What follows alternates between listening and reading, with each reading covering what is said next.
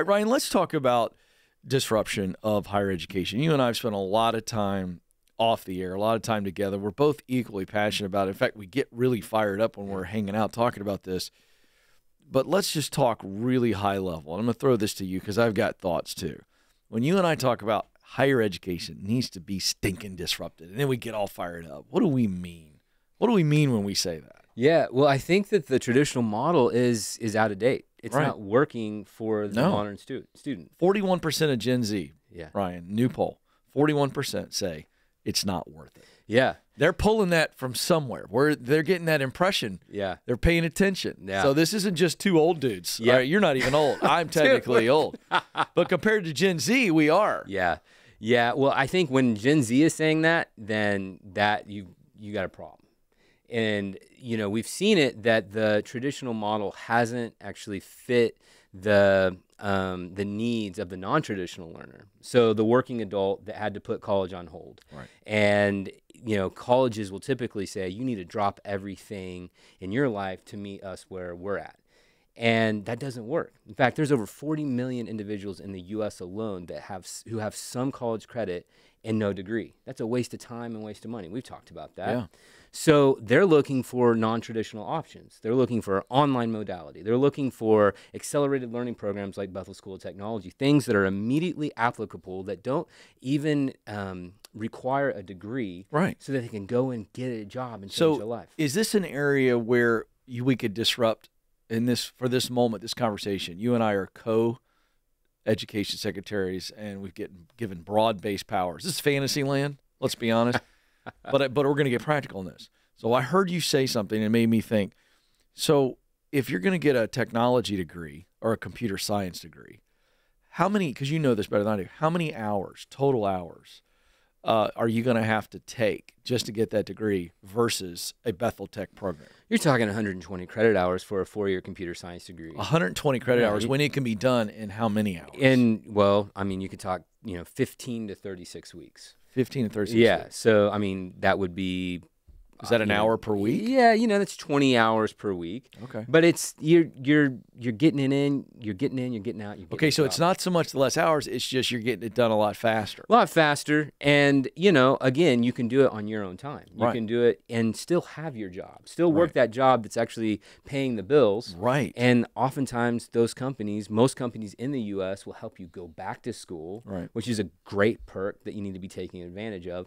But you don't have to drop everything and spend 5 to 8 hours a day in a campus environment. Right. Do it online. Completely immersed. Yeah. So that's one disruption. Yeah. Let's talk about the finance piece. Yeah.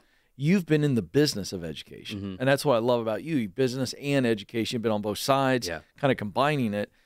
What do we do to disrupt this issue of the tuition costs when we see that from 2010 to 2022, college tuition rose each year at a rate of 12%? Yeah, it's per year. Yeah. I think it's at least doubled the rate of inflation, if not tripled the rate of inflation. Well, inflation during that same period was 2.5%. Yeah. So hello. Yeah, and then the ROI. You look at all the different studies, and students are seeing, and employers are seeing that the ROI is going down. They're not getting ready to work graduates, and so they're looking for alternative solutions. So there's an open door. Whenever there is a deficiency, that is an opportunity to disrupt. And so you have programs like Bethel Tech, and you have other accelerated learning programs. You have micro-credential certificate programs that don't require you to spend 4 years learning things that you don't even need for the workplace. We're saying get in, learn what you need, immediately applicable skills, and then get a job. And so companies are looking at that, and universities have to adapt. They have to iterate, and the ones that don't will be left in the dust. And you're starting to see what will that now. look like? Well, take a traditional degree and then say what is going to have to change. Yeah, well, it has to be more applicable. They have to engage employers. They have to sit at the table with employers and say, we think we know what we need, but is this what you need? Ah, that's good. And if not, then you need to adjust. Right. You need to adjust with that. If you're here in Nashville, you need to know what a local employer needs so that your students that are here can go straight from here to that company, and they're not going to have to retrain them. They shouldn't have to do that. That's why the higher education model exists, is to actually create that training mechanism so that companies don't have to do it. but companies are seeing over and over that they're not getting ready to work graduates. And so that is a perfect recipe for disruption. That's right, because what's going to happen is corporations are going to go, we're going to create our own model. Yeah. Google's doing it. Yeah, Google's doing it. I mean, it's interesting. Companies are starting to work with innovative universities and higher education institutions to say, would you build something like this with us?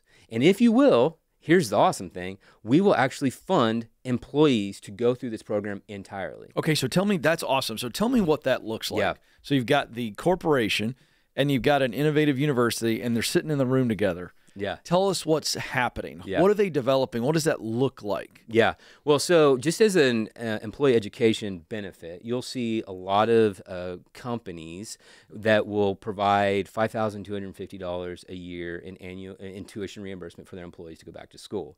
That's the tax exemption threshold for them to be able to offer that perk. Okay, gotcha. But 10 years ago, almost 10 years ago, the former CEO of Starbucks, Howard Schultz, and the president of Arizona State University, Dr. Crow, sat at a Starbucks and just on the back of the napkin basically built a corporate education partnership model in which at the end of their conversation basically mapped out how baristas at Starbucks, any employee at Starbucks who wanted to go back and get their degree could through the 80 plus at that time online degree programs at Arizona State.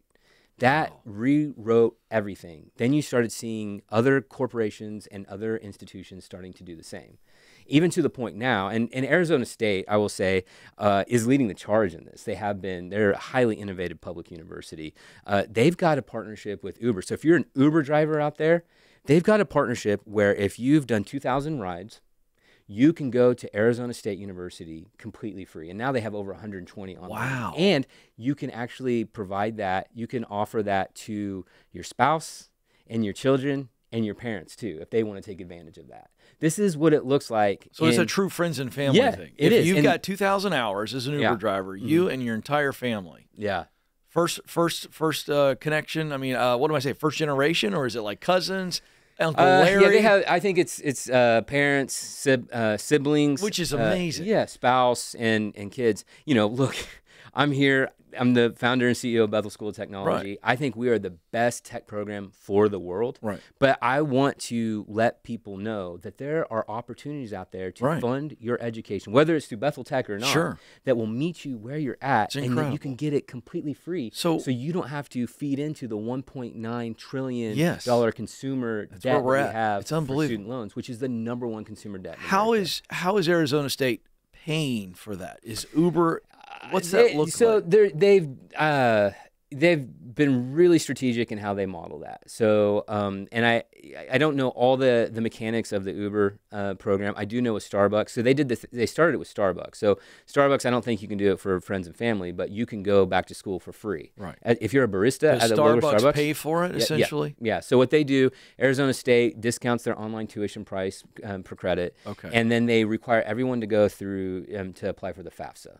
Gotcha. Financial aid. So with FAFSA, they're student loans, but what they're looking for is Pell Grants. So they're thinking if you are need-based and if you're working, you know, there's a good opportunity if your income meets a certain threshold or is at a certain spot, that you can get Pell Grants and different things like that. So they'll basically factor all those things in to lower your cost. And then what I